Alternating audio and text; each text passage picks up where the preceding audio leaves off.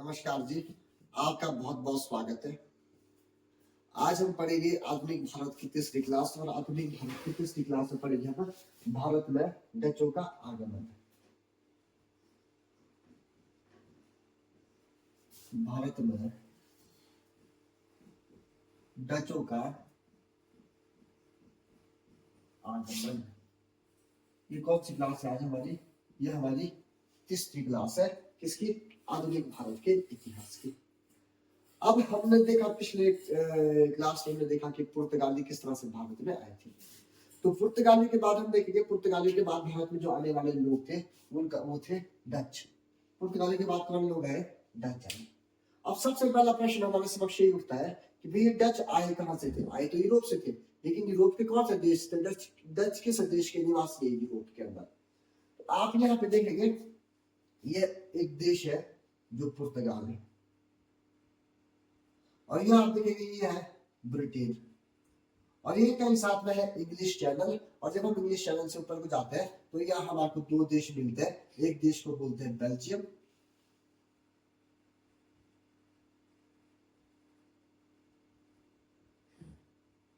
एक देश को बोलते हैं बेल्जियम, और जो ये देश है इसको बोलते हैं हम नीदरलैंड, या उस समय बोला जाता था हॉलैंड। नीदरलैंड या हॉलैंड। जो नीदरलैंड के निवासी है, जो ये नीदरलैंड के निवासी है, इन्हें ही कहा जाता था डच। तो डच कहाँ के निवासी है? तो डच है नीदरलैंड के निवासी। तो नीदरलैंड के निवासी को क्या कहा जाता था, या हॉलैंड के निवासी को क्या कहा जाता था? डच कहा जाता था। अब इस नीदरलैंड की जो राजधानी है उस राजधानी का नाम है एम्स्टर्डम। क्या है राजधानी? एम्स्टर्डम। तो नीदरलैंड की जो राजधानी है इसका नाम है एम्स्टर्डम। एम्स्टर्डम यहाँ क्या है? कैपिटल है। किसकी? नीदरलैंड की। और यही एक नीदरलैंड क्या है कि नीदरलैंड के पास क्या है? उत्तरी सागर है। ये उत्तरी सागर भी है यहाँ पे। तो यहाँ उत्तरी सागर में क्या है कि एक नीदरलैंड के पास बहुत अच्छा क्या है, एक बंदरगाह है, सी पोर्ट है, जिसको बोलते हैं रोटरडम। क्या बोलते हैं? रोटरडम। ये मैं ब्रिटेन हटा दूं यहाँ से। तो यहीं पे क्या है, एक बंदरगाह है जिसको बोलते हैं रोटरडम। रोटरडम क्या है? ये है बंदरगाह, यानी कि सी पोर्ट। किसका? नीदरलैंड का। तो ये जो नीदरलैंड का जो यहाँ पर रोटरडम है, बंदरगाह है, ये कैसा है? ये यूरोप का सबसे व्यस्ततम बंदरगाह, वर्तमान में भी यूरोप का सबसे व्यस्ततम बंदरगाह है, क्योंकि यहाँ से जर्मन समुद्र नदी जाती है। इस नदी को बोलते हैं राइन नदी। क्या नदी बोलते हैं? राइन नदी।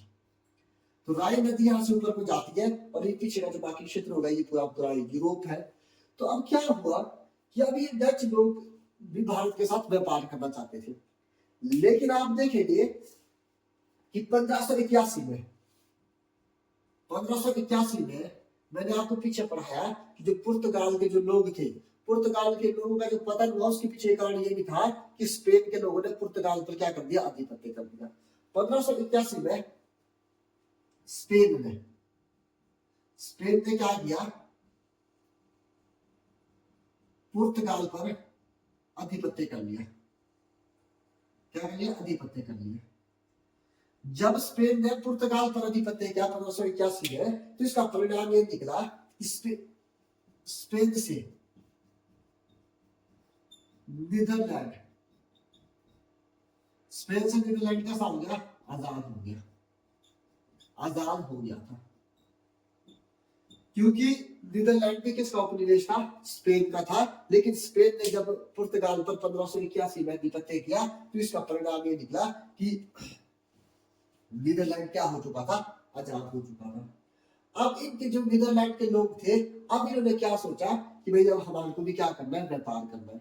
लेकिन इनके पास इतना पैसा नहीं था, तो इन्होंने क्या करना शुरू कर दिया कि अब हम क्या करेंगे कि जो पुर्तगाल है, पुर्तगाल का तो व्यापार चल रहा है भारत के साथ, तो हम क्या करेंगे? पुर्तगाल के साथ एक समझौता करते हैं।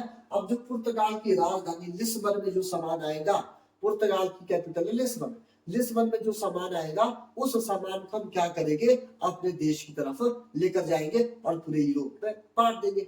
और नीदरलैंड की भौगोलिक परिस्थितियां भी नीदरलैंड के अनुकूल थी बिल्कुल। तो इसमें क्या हुआ, ये जो पुर्तगाल है इसकी राजधानी थी, राजधानी लिस्बन। इससे क्या हुआ कि यहां से ये सामान उठाते थे और कहां लेकर जाते थे, ये अटलांटिक महासागर के सारे ऊपर लेकर जाते थे, अटलांटिक महासागर में सारा सामान लेके जाते थे। और ये अपने बंदरगाह था जिसका नाम है रोटरडम। और रोटरडम से क्या होता था, ये जहाजों में, रोटरडम का बंदरगाह है, अपने बंदरगाह तक लेके सामान, वहां से अपने जहाजों में क्या करते थे ये कि इस सामान को इस राइन नदी के सारे यूरोप के बीचों बीच लेकर आते थे और पूरे के पूरे यूरोप में उस सामान को बेच देते थे। इस तरह से इनका क्या चल रहा था, काम चल रहा था। इस तरह से लिस्बन से सामान उठाते थे, अटलांटिक महासागरों के ऊपर लेकर आते थे, रोटरडम बंदरगाह के पास था ही, वहां से राइन नदी के सारे क्या कर देते थे, सामान को यूरोप के अन्य क्षेत्रों में उसको क्या कर देते थे, वितरित कर देते थे, यानी कि उसको बेच देते थे। जिसे धीरे धीरे क्या हुआ कि धीरे धीरे उन्होंने क्या किया कि उन्होंने लाभ कमाना शुरू कर दिया। जब इन्होंने धीरे धीरे लाभ कमाना शुरू कर दिया तो इन्होंने भारत जाने का चांस नहीं लिया। इनको पता था कि भारत में जो लोग बैठे हैं वो अरब लोगों को हरा कर बैठे हैं, यानी कि पुर्तगाली वहां पर बैठे हुए। अगर हमारे को पुर्तगालियों को हराना है तो हमारे को क्या करना पड़ेगा, हमारे को हथियार लेकर जाने पड़ेंगे, अच्छे अच्छे हमारे को तोपें लेके जानी पड़ेगी। यानी कहने का मतलब यह है कि अगर आपने अपने किसी प्रतिद्वंदी को हराना है तो उससे मजबूत आपके पास क्या चाहिए, हथियार चाहिए। जो इनके पास पैसा बनने लगा उसे इन्होंने क्या किए, जलयान बनाए, नए नए पोते बनाने शुरू कर दी, ताकि हम क्या करें, वहां पर जाकर आक्रमण करना शुरू कर दे। ये किसने सोचा, डच ने सोचा। इतनी सी बात का यहाँ पे घटनाक्रम निकल के आता है कि अब हमारे को अगर हिंद महासागर में कब्जा करना है, हमारे को अगर पुर्तगालियों को हराना है, तो सबसे पहले हमारे को क्या करना पड़ेगा, सबसे पहले हमारे को नए नए जलयान और पोतायान बनाने शुरू कर देंगे। अगर हम इनमें आने का क्रम देखेंगे ना, इनमें आने का क्रम, तो सबसे पहले कौन है, पुर्तगाली। पुर्तगाली कब आए, 1498 को। अगर दूसरा में देखेंगे तो डच, डच कब आए, डच आए 1595-96 में। तीसरा देखेंगे हम तो अंग्रेज आए, अंग्रेज कब आए, अंग्रेज 1600 में आए। अगर हम चौथे नंबर पे देखेंगे तो चौथे नंबर पे कौन आए, तो फ्रांसीसी, फ्रांसिस आए, ये कब आए, 1664 में। तो ये आने का क्रम, तो सबसे पहले आने के क्रम में अगर कभी प्रश्न आए, सबसे पहले पुर्तगाली, फिर डच, फिर अंग्रेज, फिर फ्रांसीसी। अगर कंपनी के बारे में पूछे कभी, जो पुर्तगालों की कंपनी थी उसका नाम था एस्तादो दा इंडिया। जो पुर्तगालों की जो कंपनी थी उसका नाम था एस्तादो दा इंडिया। इनकी जो कंपनी थी उसका नाम था एस्तादो दा इंडिया। अब अगर कंपनी के बारे में कभी पूछे तो कंपनी के बारे में आपने एक बात क्रम याद रखना, पहला क्रम तो पुर्तगालियों का आया कि पुर्तगालियों की कंपनी पहले बनी। लेकिन कभी डच और अंग्रेज में आ जाए तो आप देखेंगे कि जो डच की कंपनी है ये कब बनी, ये बनी 1602 में। लेकिन जो अंग्रेज है 1602 बनी 1605 में। जो अंग्रेज है, अंग्रेज की कब बन गई थी, इनकी 1602 में। तो अगर जाने का क्रम पूछे कंपनी का तो पुर्तगाल, डच, अंग्रेज और फ्रांसीसी है। और अगर कंपनियों के बारे में पूछे तो पहले पुर्तगाल जाएंगे, फिर अंग्रेज आएंगे, फिर डच आएंगे, फिर फ्रांसीसी आएंगे। तो आने के क्रम में क्या, कंपनी के क्रम में क्या हो जाएगा, अंग्रेज दूसरे नंबर पे चले जाएंगे। और अगर भारत से यूरोप से भारत की तरफ आने की बात होगी तो डच दूसरे नंबर पे आ जाएंगे, अंग्रेज फिर तीसरे नंबर पे ही रहेंगे। तो यह इनका आने का क्रम। अब इसमें क्या हुआ कि जब ये भारत आए सबसे पहले, तो ये जब भारत आएगा 1595-96 में,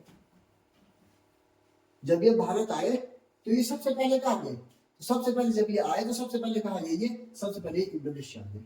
कहाँ पे गए ये, इंडोनेशिया गए 1602 में। तो नीदरलैंड वाले कहाँ गए सबसे पहले, ये गए इंडोनेशिया 1602 में। ये कहाँ गए, इंडोनेशिया। ऐसा नहीं कि सिर्फ इंडोनेशिया गए, भारत भी आए थे, लेकिन ये इंडोनेशिया भी गए थे।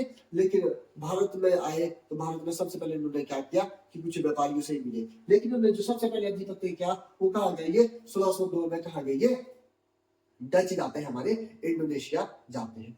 1602 के बाद क्या करते हैं, कंपनी की स्थापना करते हैं। तो 1602 के बाद क्या करते हैं, कंपनी बनाते हैं। उस कंपनी का नाम रखती है बैरिंग दे ओस्ट इंडिस, बैरिंग दे ओस्ट इंडिस, यानी कि जो डचों की कंपनी थी, जो 1602 में जिसका गठन हुआ, 1602 में गठन, इसका क्या नाम था, इसका नाम था बैरिंग दे ओस्ट इंडीज। ये किसका नाम था, इनकी कंपनी का नाम था। तो ये 1602 में आए। तो इस कंपनी ने क्या किया, अब इनके पास इतना पैसा नहीं था, इन्होंने क्या किया, तो एक शेयर धारक बनाए। इन्होंने क्या किया कि इन्होंने शेयर धारक बनाए। इस कंपनी ने क्या किया,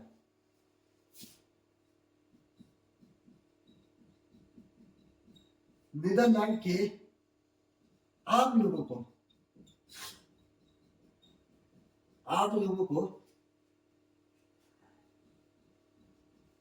अपने कंपनी में क्या बनाया, शेयर धारक बनाया।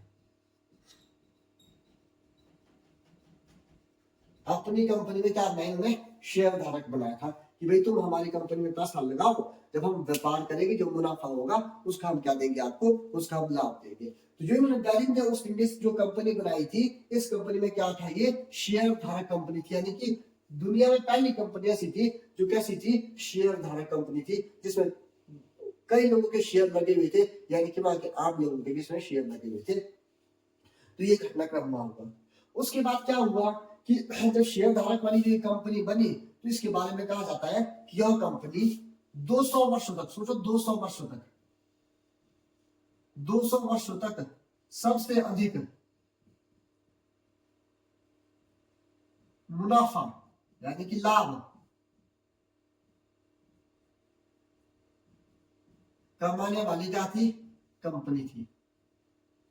200 वर्षों तक मुनाफा कमाने वाली कंपनी थी। और इस ये जो अपने शेयर, जो इनके शेयर थे, जिस कंपनी में जिन लोगों ने अपने शेयर लगाए थे, उनको ये 18% का रिटर्न देते थे। कितना, 18% का।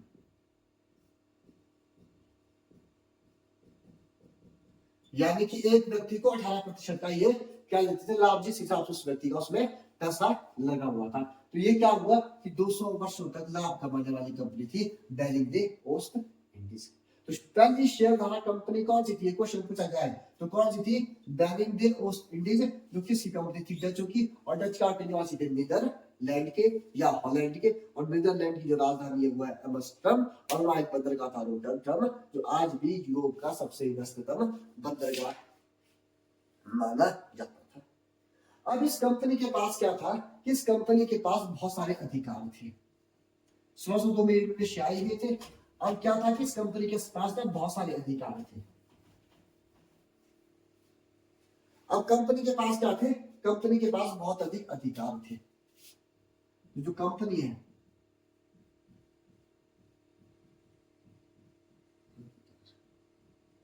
इनके पास क्या क्या अधिकार थे, तो इनके पास जो अधिकार थे, तो ये भारत आकर या एशिया के किसी भी देश में आकर सैन्य कार्रवाई कर सकते थे। इनको किसी से परमिशन लेने की आवश्यकता नहीं थी। तो पहले पहला क्या अधिकार था, सैन्य कार्रवाई कर सकते थे। पहली बात है कि सैन्य कार्रवाई कर सकते थे। दूसरा, ये और क्या काम कर सकते थे, यहाँ के राजाओं के साथ समझौते संधियां कर सकते थे। क्या कर सकते थे ये,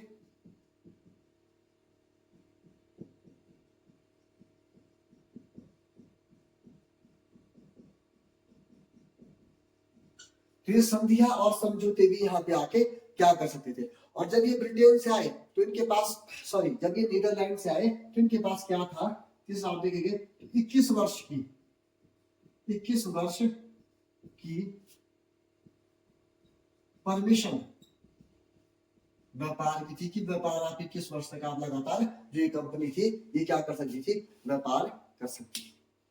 जब ये 1602 में, मैंने आपको लिखा है कि जब ये 1602 में यहाँ पे आए इंडोनेशिया, 1602 में जब ये इंडोनेशिया आए, तो इंडोनेशिया में उन्होंने क्या किया, यहाँ एक स्थान पड़ता है वांटम नामक स्थान।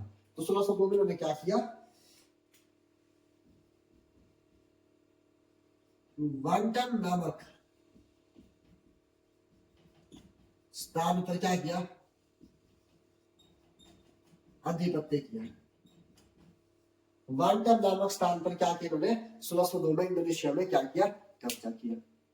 अब अगर प्रश्न आता है, जैसे मैंने आपको पुर्तगालियों में बताया था, जो पुर्तगाली थे ना 1502 में, 1498 में तो आए थे, 1502 में पहली कोठी या पहली फैक्ट्री का स्थापित की, तो पहली फैक्ट्री की थी उन्होंने कोचीन में। तो इसी तरह डचों के बारे में भी पूछा जा सकता है कि डचों ने पहली कोठी या फैक्ट्री का स्थापित की, तो आप लिखेंगे,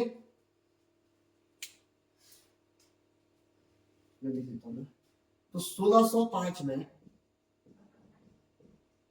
डचों ने प्रथम कोठी या फैक्ट्री, कुछ भी आ जाए, मसूलीपट्टनम या मछलीपट्टनम में स्थापित की।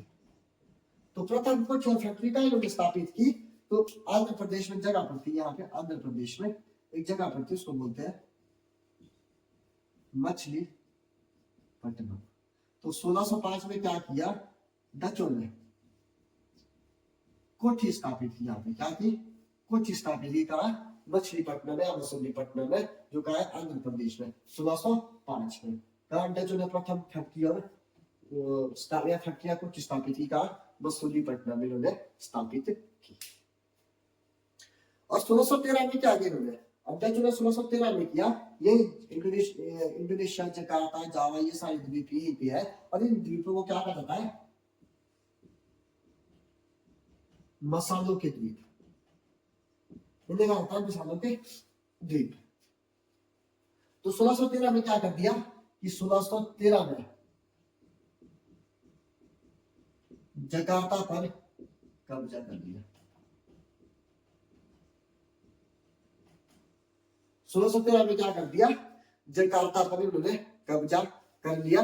और यहाँ पे मैंने आपको बताया था कि 1511 में यहाँ पे अपना पुर्तगालियों ने भी मलक्का पर क्या कर दिया था, आक्रमण कर दिया था। और जो ये मछलीपट्टनम या मसूलीपट्टनम है, तो ये मछलीपट्टनम या मसूलीपट्टनम है, यहाँ पे ये जो व्यापार करते थे, किसका व्यापार करते थे, कई बार प्रश्न आता है, तो ये नील का व्यापार करते थे, नील का व्यापार। तो नील का व्यापार डच कहां से करते थे, तो वो करते थे अपना मछलीपट्टनम से या मसूलीपट्टनम से, जो प्रथम कोठी थी। एक यहाँ जगह पड़ती है पुलकिट, तमिलनाडु में जगह पड़ती है यहाँ पे पुलकिट, पुलकिट क्या स्थान पड़ता है। और आप देखेंगे पुलकिट से भी क्या करते थे, ये यहाँ पे वस्त्रों का निर्माण करते थे, कौन, डच। तो पुलकिट से क्या करते थे, वस्त्रों का निर्माण, पुलकिट में क्या करते थे, वस्त्रों का निर्माण, वस्त्रों का निर्माण। और पुलकिट में इन्होंने एक चीज और लगाई थी, वो बारूद का कारखाना। तो बारूद का जो कारखाना है वो कहाँ लगाया था, वो भी यहीं पे लगाया था इन्होंने, बारूद का कारखाना। और तीसरी चीज है कि इन्होंने यहाँ पे टकसाल लगाई थी, टकसाल, टकसाल ऐसी होती है इसमें सोने के सिक्के बनाए जाते हैं। तो यहाँ पे क्या बनाते थे, ये सोने के सिक्के भी बनाते थे, सोने के सिक्के बनाते थे। ये क्या करते थे, सोने के सिक्के भी इन्होंने क्या किए, यहाँ पे निर्मित करते थे, जिसको क्या नाम दिया जाता है, पेगोरा। तो पेगोरा क्या था, तो एक सोने का सिक्का था, तो क्या था, उसको नाम बोलते थे पेगोरा, पेगोरा। तो पेगोरा क्या था, पेगोरा एक कई बार प्रश्न होता है कि पेगोरा क्या है, तो सोने का सिक्का है जिसको टकसाल में बनाया जाता था। टकसाल क्या थी, ये पुलकिट में थी, और पुलकिट में वस्त्रों का निर्माण और बारूद का कारखाना था। और यही पुलकिट में क्या थी, टकसाल थी, जहां पे सोने का सिक्का बनाया जाता था, जिसको बोलते थे पैगोरा। इतनी सी बात आपको समझ आ गई होगी। अब इन्होंने क्या किया कि जो पुलकिट था 1690 तक, 1690 तक क्या रहा कि पुलकिट इनका क्या रहा, मुख्यालय रहा। तो यह लिख सकते हैं आप कि पुलकिट 1690 तक डचों का मुख्यालय बनाना। यानी कि जो एक मेन जो स्थान था इनका, मुख्यालय था, वो जो हेडक्वार्टर था इनका, वो कहा क्या बना रहा, 1690 तक डचों का बना रहा। और इसके बाद क्या हुआ, नागपट्टनम जगह, नागपट्टनम, और नागपट्टनम में क्या किया उन्होंने 1690 के बाद अपना मुख्यालय बनाया था। और सूरत, गुजरात में जगह पड़ती है यहाँ पे सूरत। सूरत में इन्होंने कहा कि अपनी कोठी स्थापित की, कोठी स्थापित की थी। सूरत में क्या किया उन्होंने, कोठी स्थापित की थी। और यहाँ पे क्या करते थे, ये सूती वस्त्रों का निर्माण करते थे, सूती वस्त्रों का निर्माण। और ये ऐसी कोठी थी जो सबसे अधिक मुनाफा देती थी। एक ऐसी कोठी थी जो सबसे अधिक इनको क्या देती थी, मुनाफा देती थी।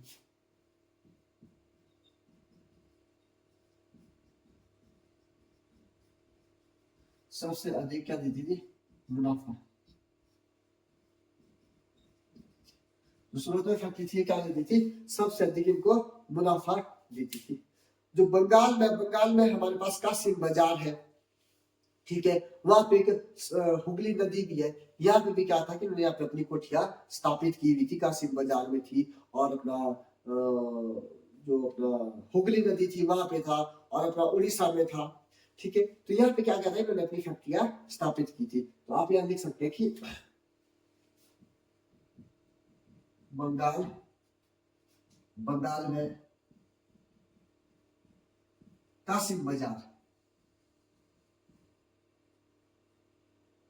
वो